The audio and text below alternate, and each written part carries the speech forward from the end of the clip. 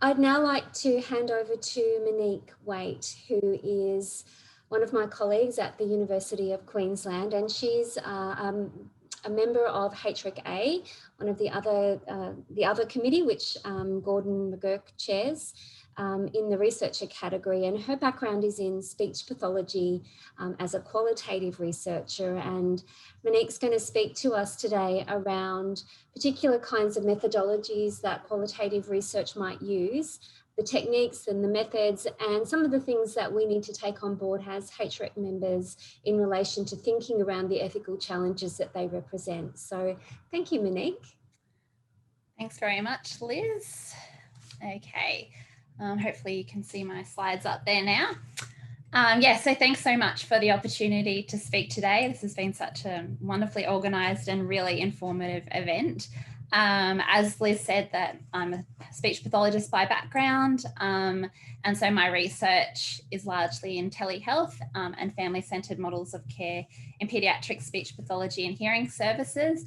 And over the years, I started off as more of a quantitative research, but learning more about qualitative methods as I've been going along with my career. And so mainly using semi-structured interviews, but also some observation. So this presentation really has evolved through discussions that we've been having in our committee meetings regarding studies involving qualitative methods, where questions always arise regarding specific methodological issues such as sampling and other ethical issues. So due to my professional background, this presentation probably is skewed a little bit towards the health focus rather than delving too much into specifics of social science research issues. But I hope to keep it broad enough so as to be informative and educational for the broad audience we have here today. So as Liz said, I hope to spend some time discussing what qualitative research methods are, why they're used, and how qualitative studies are conducted, and then talk through some ethical issues as have come up in committee meetings and identified in the literature. So it's important to understand the purpose of qualitative research to make judgments about the use of it and the merit of a study. So really the goal of qualitative research is the development of concepts which help us to understand some social phenomena in natural settings, giving due emphasis to the meanings, experience, and views of all participants. So in contrast to quantitative studies, qualitative research really focuses on the how, the what, and the why, rather than so much of the how many and how much. So qualitative research involves an in-depth understanding of human behaviour and the reasons behind aspects of human behaviour. Qualitative methods can be used in studies of settings or groups or individuals about where there's not known, so it's not possible to have those predetermined hypotheses or outcome measures, so you need to take more of an exploratory investigation into things. It's used to understand the subjective experiences or meanings from participants and allows for that in-depth study, usually involving smaller sample sizes. So looking at that depth of information rather than a breadth of a whole cross-section of a population. So in health, qualitative research may be used to develop theories. For example, colleagues of mine have conducted a qualitative study looking at how families engage in early intervention. It's used to understand why various issues and behaviours in health can occur, understand what's important to patients, and then from that develop interventions based on what's important to patients and patients' experiences. So for example, an exploration of what patients with dementia and their caregivers want in a technology tool to support them. So exploring that then to inform the development of a specific technology and intervention around that. It's used to evaluate outcomes and service delivery, and that's most of the research that I'm involved in, using qualitative methods to better understand the outcomes of telehealth in speech pathology and in hearing services, and to enhance understanding of organisational culture and change. So really focusing on that in-depth exploration and the how, the why, and the what questions. So now I'm going to briefly talk through some common qualitative data collection methods There's very many and not a lot of time to talk through all of them, but interviews are probably the most common methods, and that's where the researcher will talk to one or more participants. They then vary in the extent to which they're structured by the researcher.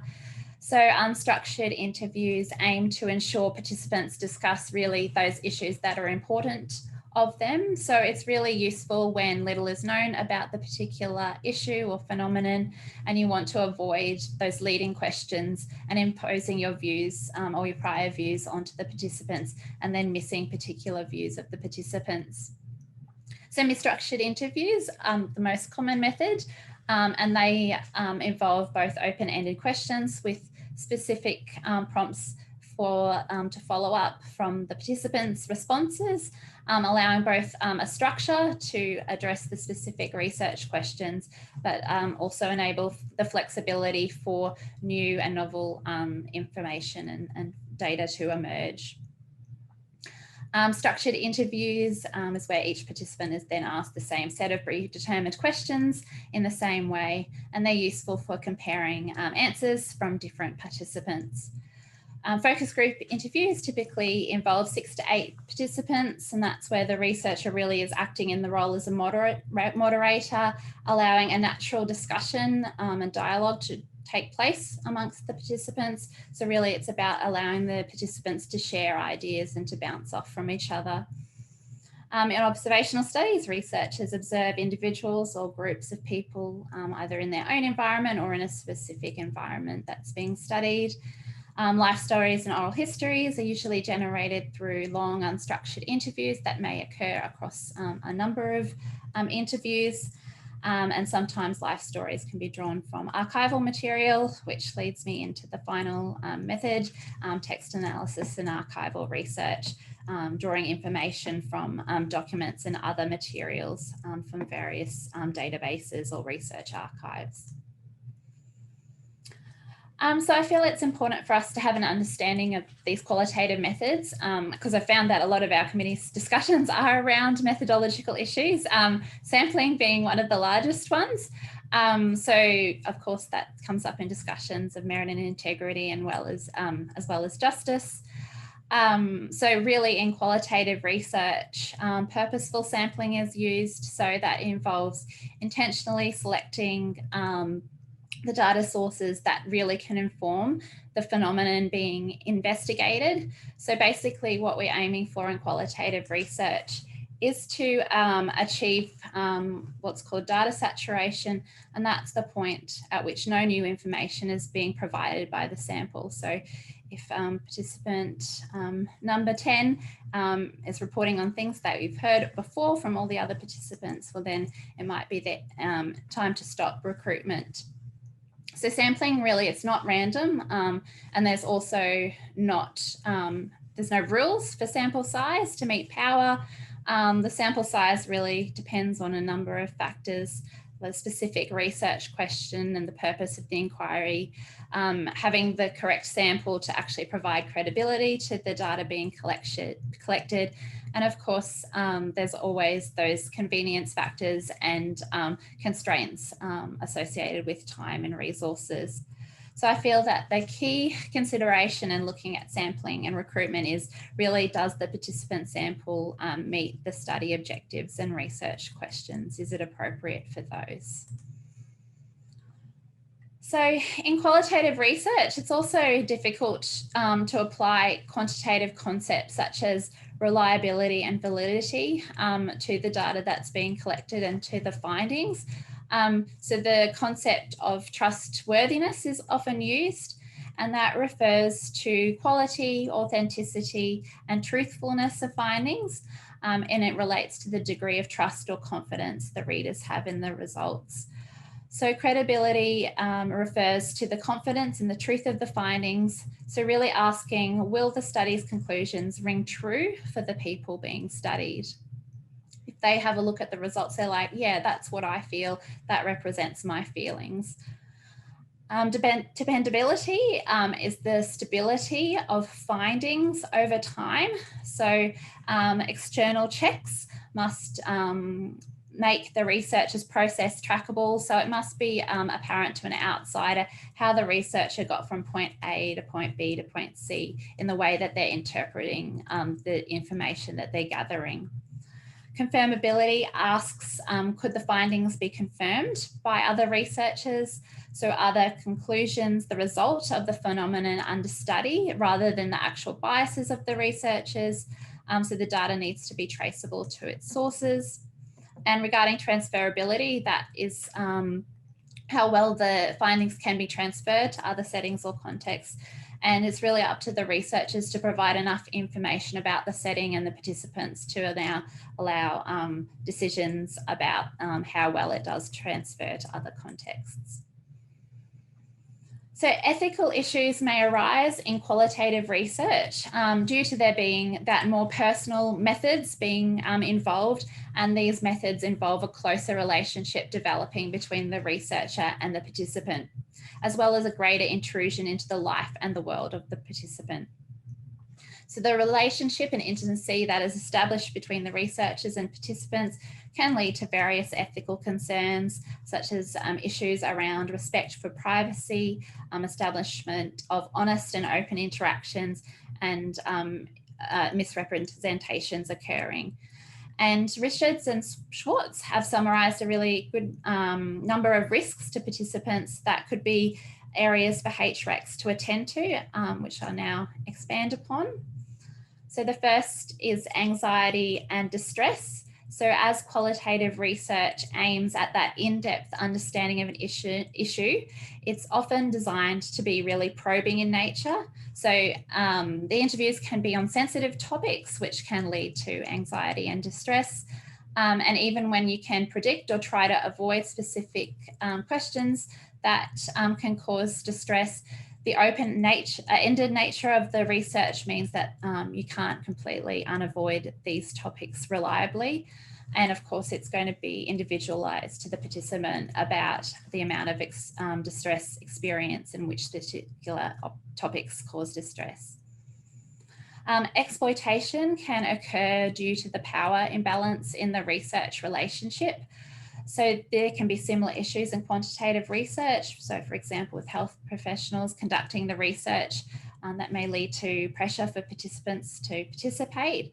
But also with qualitative research, such as interviews, they can actually be seen as more therapeutic because the participant is given the chance to share their feelings and to speak on their own terms.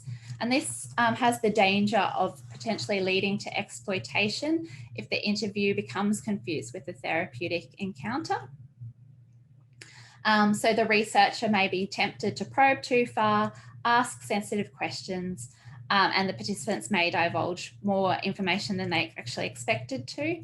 And then, of course, this is more likely to occur if the researcher is also a health professional and has that dual role, especially if they are involved in the direct care of the participant.